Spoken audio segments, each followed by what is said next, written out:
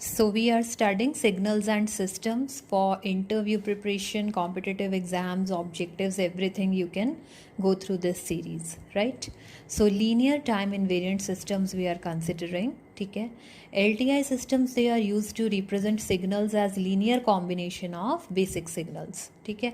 ऐसा करने से जो analysis है वो simple हो जाता है हमारा. लेट्स सी कॉन्वोल्यूशन, ये टर्म आपने बहुत देखी होगी. कॉन्वोल्यूशन इंटीग्रल और superposition integral, it represents a continuous time LTI system in terms of its response to a unit impulse, right. So continuous time LTI system, इसकी हम कुछ प्रॉपर्टीज़ देखेंगे, right. Like x1t, right, convolution x2t अगर हम ये करें तो क्या हम क्या फॉर्मूला इसमें अप्लाई करेंगे? Minus infinity to infinity x1 tau x2t minus tau d tau. It basically represents area A1 into A2, right.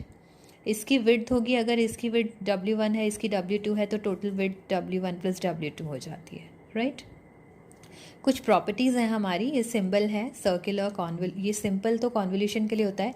Circular convolution में एक सर्कल बन जाएगा, ठीक है.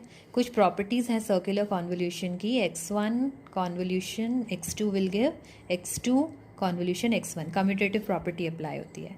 इसी तरह डिस्ट्रीब्यूटिव प्रॉपर्टी भी अप्लाई होगी कि x1 convolution x2 plus x3 it will split like this, right.